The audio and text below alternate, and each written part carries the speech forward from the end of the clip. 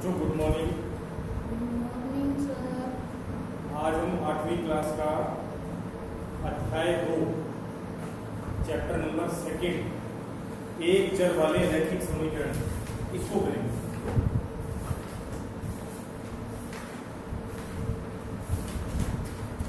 एक चर वाले रैखिक समीकरण।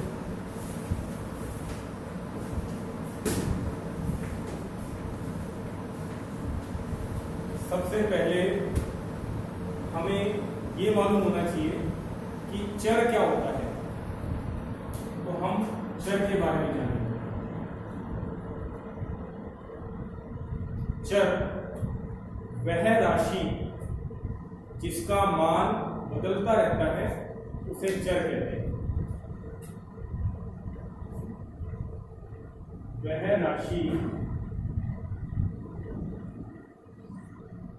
जिसका मान बदलता रहता है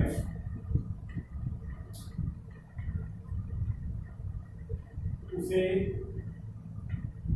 चर कहते हैं।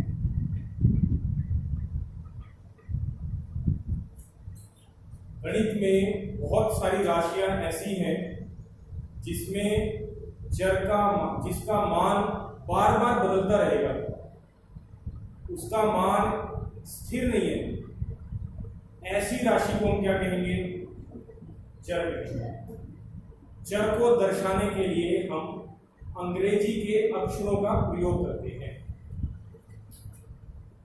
उदाहरण के तौर पे x, y, z इत्यादि।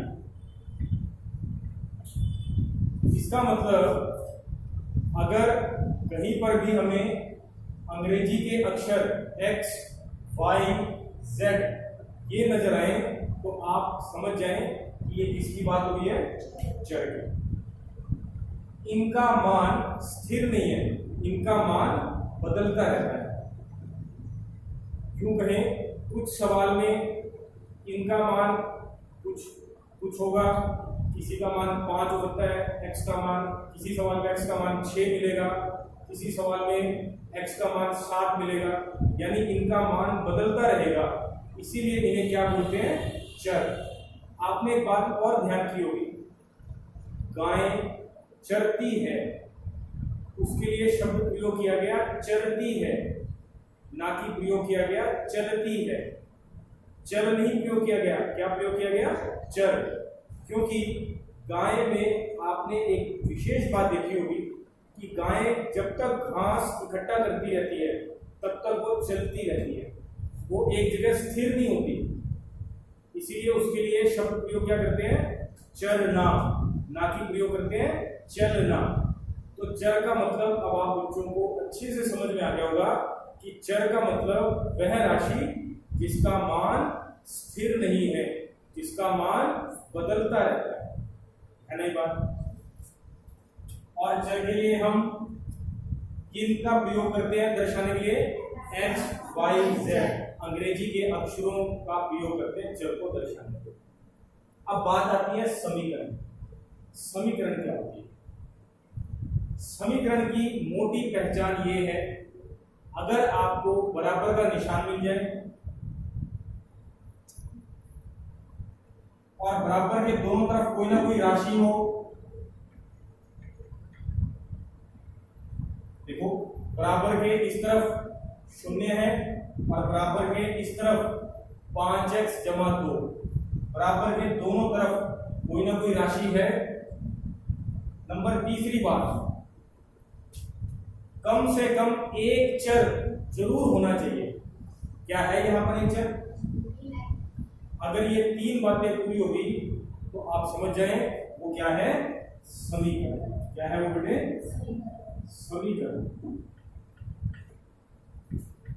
मैं आप बच्चों को एक बार फिर दोहराता हूं। बराबर का नंबर 1 बराबर का निशान होना चाहिए। नंबर 2 बराबर के दोनों तरफ कोई ना कोई राशि जरूर होनी चाहिए। नंबर 3 एक चर जरूर होना चाहिए। अब हम अंग्रेजी के अक्षर को चर से संबोधित करेंगे, चर बोलेंगे, समझ गए? ये क्या है बेटे? आपकी समीकरण। अब आप बच्चों ने मुझे, मैं एक दो उदाहरण और लिखता हूँ, आपने बताना है कि वो समीकरण है या नहीं।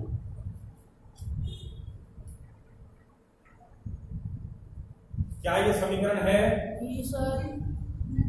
ये समीकरण नहीं है। क्यों नहीं है? क्योंकि इसमें चर नहीं है।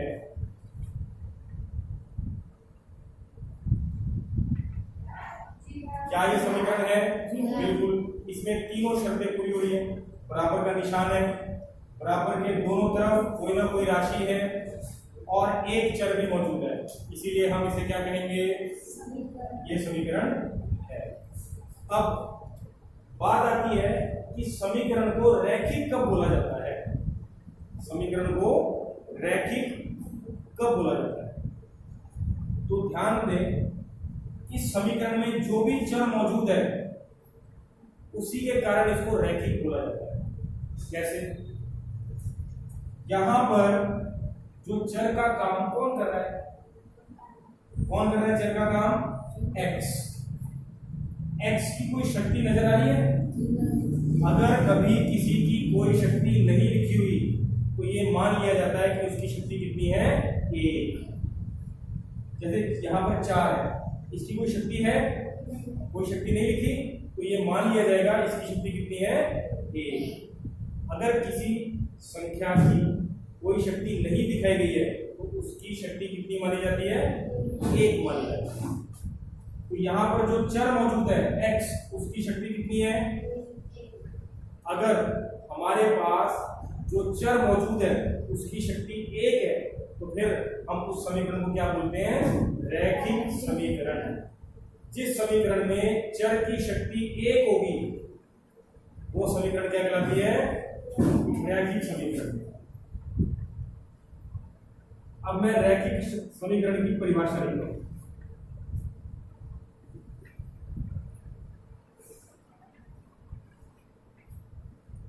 रैखिक समीकरण, जिस समीकरण में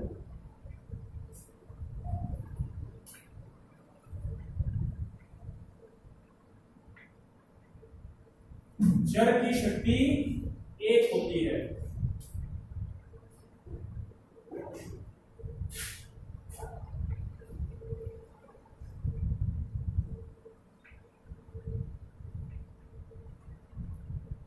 उसे रैखिक समीकरण कहते हैं।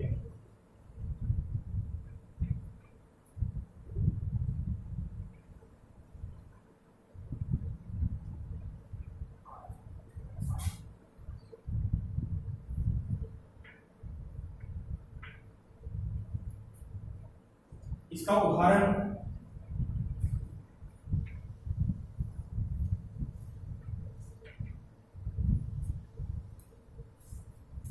यहां पर जो आपके पास चर मौजूद है उसकी शक्ति कितनी है? तो ये कौन सी समीकरण है? रैखिक समीकरण। इसका मतलब अगर कभी भी आपको कहा जाए कि रैखिक समीकरण का उदाहरण दीजिए तो उसमें जो आप चर लिखेंगे उसकी शक्ति कितनी लेनी पड़ेगी? ध्यान देंगे बात आपको। तो अब हम चर को भी समझ गए, समीकरण को भी समझ गए और रैखिक समीकरण क्या होती है ये भी बात समझ में आएगी। तो अब हमने इस पूरी बात को समझेंगे कि एक चर वाले रैखिक समीकरण क्या होते हैं। तो एक चर वाले रैखिक समीकरण किसे बोलेंगे? मैं इसे साफ करके अगला को भी लिखूं।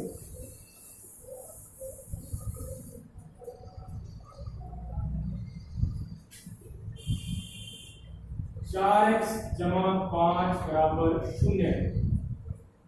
इस प्रकार की जो भी समीकरण होगी वो कहलाएगी एक चर वाली रैखिक समीकरण। एक बार और ध्यान से समझते हैं, इसे समीकरण क्यों बोल रहे हैं? क्योंकि ये 3 शर्तें पूरी कर रही है। नंबर 1 बराबर का निशान, नंबर 2 दोनों तरफ कोई ना कोई राशि, नंबर 3 चर एक चर कम से कम मौजूद है, इसीलिए समीकरण हो गई। और ये रैखिक क्यों है? क्योंकि यहाँ पर जो चर आ रहा है उसकी शक्ति कितनी है? 1, इसीलिए ये रैखिक समीकरण होगी। और इसमें सिर्फ और सिर्फ एक ही चर आ रहा है ना, इसीलिए इसको क्या बोलेंगे? एक चर वाली रैखिक समीकरण।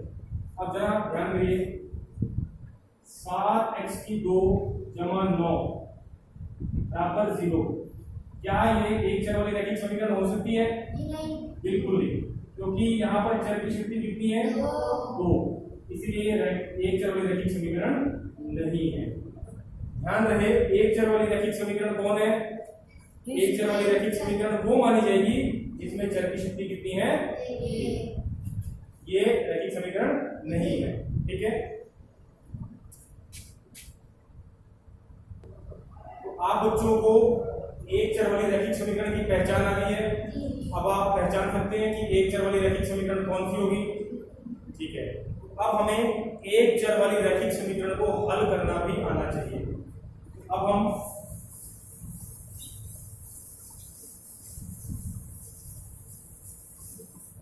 एक चर वाली रैखिक समीकरण को हल करना सीखेंगे।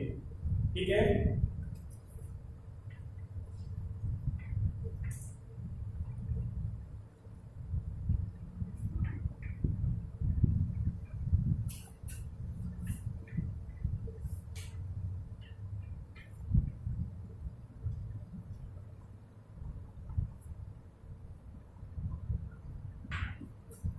एक चर वाली रैखिक समीकरण को हल करना, इसके लिए हम क्या करेंगे?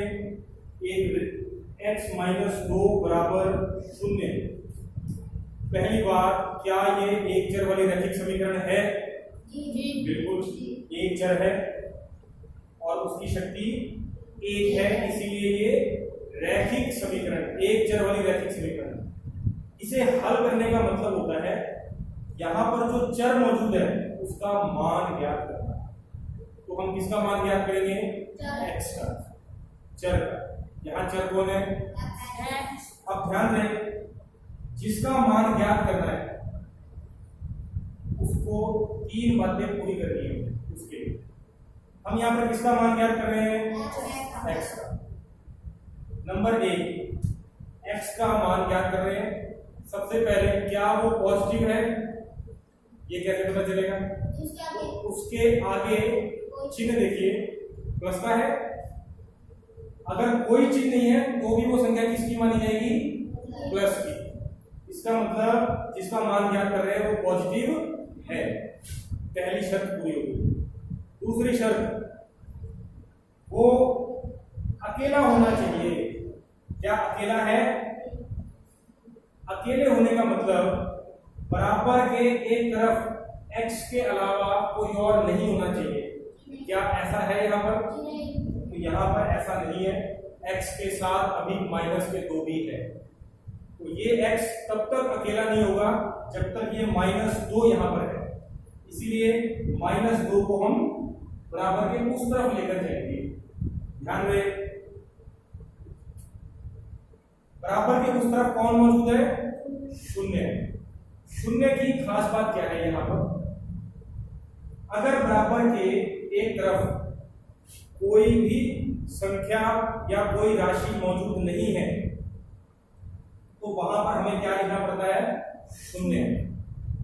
लेकिन अगर इस तरफ कोई संख्या आ जाएगी तो ये 0 अपने आप हट जाएगा।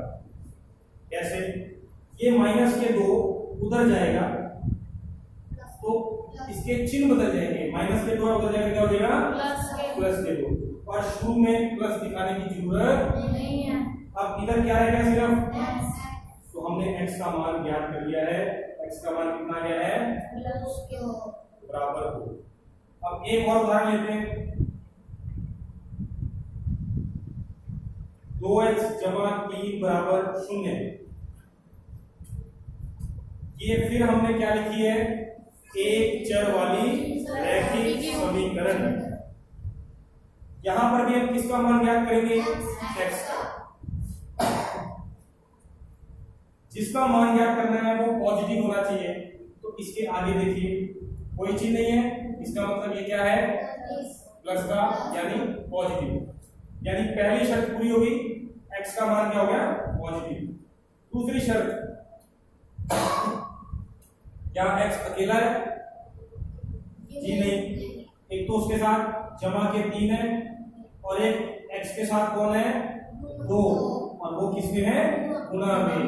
याद रहे एक चर यानी x और एक संख्या के बीच में अगर कोई निशान नहीं है तो क्या निशान माना जाएगा, गुणा। एक चर यानी x और एक संख्या के बीच में कोई निशान नहीं है तो क्या निशान माना जाएगा, गुणा। इसका मतलब यहां पर x के साथ 2 गुणा में है और 3 जमा में। पहले हम किसे लेकर जाएंगे, जमा के 3 को उधर लेके जाएंगे, 0 हट जाएगा, जमा के 3 उधर जाकर क्या बन जाएगा, माइनस के 3, जमा के 3 उधर जाकर माइनस के 3 बन गया, इधर क्या रह गया, 2x। अब अभी भी x हमारा अकेला नहीं है, 2 उसके साथ गुणा में है, हम इसे भी उधर उस तरफ भेजेंगे। ध्यान रहे अगर कोई संख्या इधर गुणा में है तो वो उस तरफ भाग में चली जाएगी, यानी x बराबर -3/2।